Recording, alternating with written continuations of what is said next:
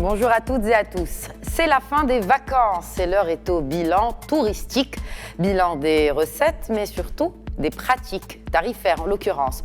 Focus donc aujourd'hui sur le coût des vacances au Maroc, bien naturellement, l'encadrement du secteur et des prestations. Un rapport qualité-prix et benchmark compétitif en compagnie de l'expert en tourisme Mohamed Saïd Tahiri. Bonjour et bienvenue. Bonjour.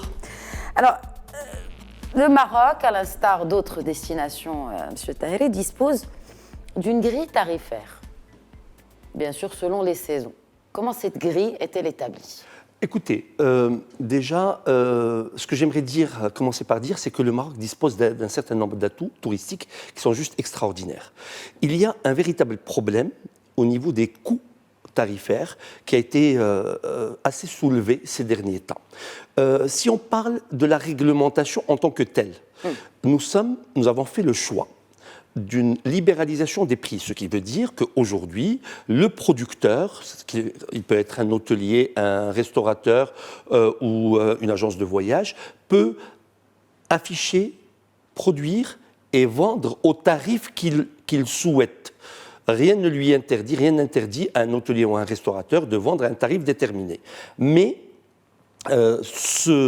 cette pratique aujourd'hui, cette libéralisation des prix, n'exclut pas un certain nombre de choses qu'il faut respecter, notamment l'affichage des prix et remettre au client une facture claire, détaillée des prestations qui sont offertes. Et c'est ce qui pose aujourd'hui un problème, parce qu'à partir du moment où le restaurateur ou l'hôtelier ou le guide n'affiche pas les prix qu'il donne, il ne donne pas l'information à son client et il lui donne l'impression d'être arnaqué. Ça pose un véritable problème à l'image de nos destinations touristiques, qu'ils soient dans le nord ou dans le sud.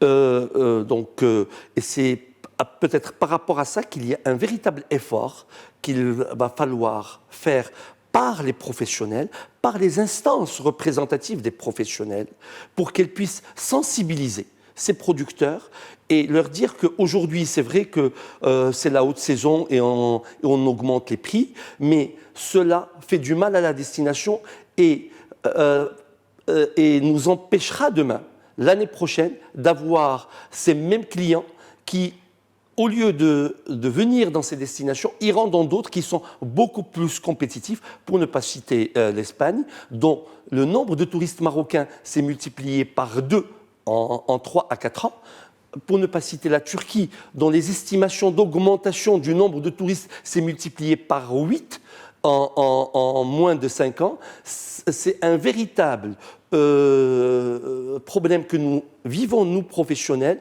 et qui voyons notre clientèle partir ailleurs pour des raisons qui sont liées au comportement de certains d'entre nous. Alors, vous avez cité ces autres destinations qui attirent de plus en plus de Marocains. C'est le cas de rappeler notamment l'Espagne. Il faudrait juste aussi qu'on parle pourquoi ces touristes marocains désertent les destinations marocaines dont vous avez vanté les mérites, Mohamed Saïd Tahiri. Mais aujourd'hui, eh bien, le Marocain se sent lésé. Pourquoi ? Parce qu'il paye jusqu'à 5 fois plus cher, jusqu'à même des fois beaucoup plus cher qu'un étranger qui arrive d'une destination européenne ou autre. Effectivement, comme je disais, le prix dépend de l'offre et de la demande. Et cela est compréhensible jusqu'à une certaine limite. À partir du moment où vous avez un tour opérateur international qui vous achète des chambres sur toute l'année, vous pouvez, en tant qu'hôtelier ou en tant que restaurateur, lui faire un prix compétitif pour l'encourager à vendre en gros, ce que vous ne faites pas au client normal qui vient une fois dans l'année. Mais cela n'explique pas tout. Cela n'explique pas tout.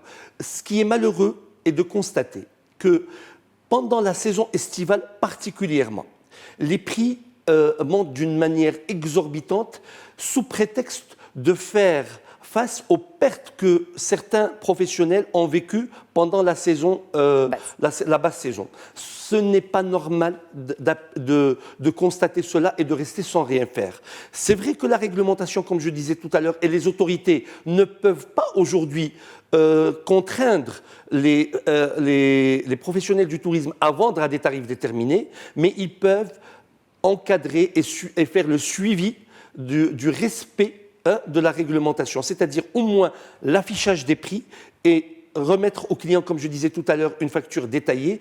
Le fait d'afficher les prix permet au client de choisir. Il a le choix. Il a le choix, il a l'information surtout, et il n'a pas le sentiment d'être arnaqué. Rappelez-vous qu'à un certain moment, nous avons une destination qui est la meilleure, qui est celle la plus importante au Maroc, qui est Marrakech, qu'on appelait sur les réseaux sociaux Arnakech. Ça fait du mal, ça nous fait du mal à nous professionnels. Et donc il est de notre devoir, il est de notre obligation en tant qu'instance qui a la charge de ce secteur, de sensibiliser, d'informer. Et très franchement, à part la Fédération des hôteliers qui fait aujourd'hui des séminaires de sensibilisation, aucune autre instance professionnelle, à ma connaissance en tous les cas, ne prend le soin d'informer et de faire le suivi avec ses adhérents pour leur dire, écoutez, c'est la branche sur laquelle vous êtes assis, n'essayez pas de la détruire.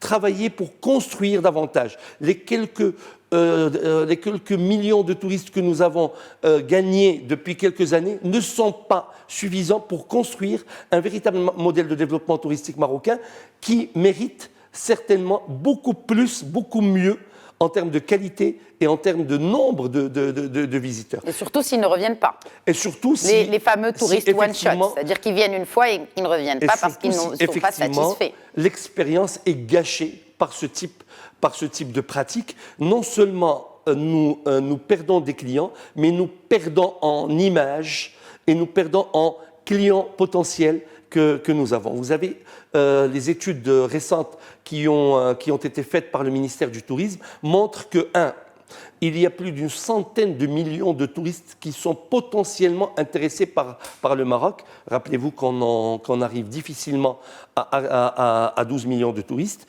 et que les touristes en général, pour la ville de Marrakech par exemple, adorent la ville, adorent les monuments de la ville, le cadre de la ville, mais trouvent que l'expérience est gâchée par l'environnement touristique qu'ils ont, c'est-à-dire les taxieurs qui affichent des prix énormes, les faux guides, les fausses naqachettes, les prix exorbitants dans des stations balnéaires.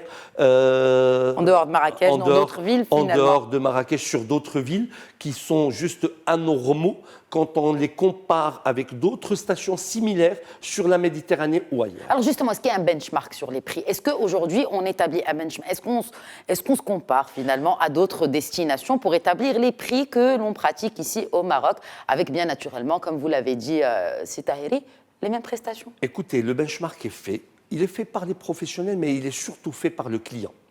Et c'est ça ce qui est juste malheureux, c'est que et qui n'est pas inclus, je veux dire, dans l'esprit de ce commerçant, de cet hôtelier, de ce guide, et de celui qui vend l'animation touristique. C'est que pour le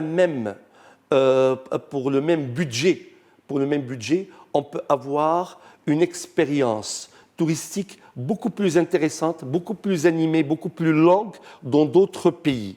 C'est vrai que beaucoup de professionnels ont joué à un moment donné sur le fait que le visa est donné difficilement pour certains de nos concitoyens, mais aujourd'hui, il y a une destination comme la Turquie qui est accessible sans visa. Donc ce problème a été résolu. Et d'ailleurs, comme je disais, le nombre de touristes s'est multiplié par 8 et ça va en augmentant. Maintenant, il est temps, moi je crois, pour nous professionnels, qu'on prenne conscience de l'importance des atouts que nous avons et de notre intérêt à ne pas les gâcher et à, au contraire, les fructifier et essayer d'avoir plus de clients et surtout plus de clients qui reviennent. Cela ne peut se faire qu'à travers de la sensibilisation, qu'à travers de l'information et qu'à travers la pratique. Un combat qui finalement. C'est une responsabilité qui est commune, qui nous incombe à nous professionnels en premier lieu, qui devons discuter entre nous informer ceux qui restent des cas isolés, mais qui font du mal. C'est également la responsabilité du ministère du Tourisme qui doit jouer son rôle. C'est également la responsabilité de l'Office national marocain du tourisme qui, quand elle fait de la promotion d'une destination comme le Maroc, doit s'assurer que c'est une destination compétitive par rapport à la centaine, voire plus, d'autres destinations qui sont autour de nous au niveau de la Méditerranée, par exemple. Et donc, c'est vraiment une responsabilité qui est réellement commune. Mohamed Saïd Taheri, merci beaucoup pour l'ensemble de vos éclairages. Merci à vous. Je vous souhaite une bonne rentrée. Merci. C'est la fin des vacances. Et je souhaite également une excellente rentrée à l'ensemble de nos téléspectateurs et notamment les plus jeunes. Merci de votre fidélité. Bonne suite des programmes.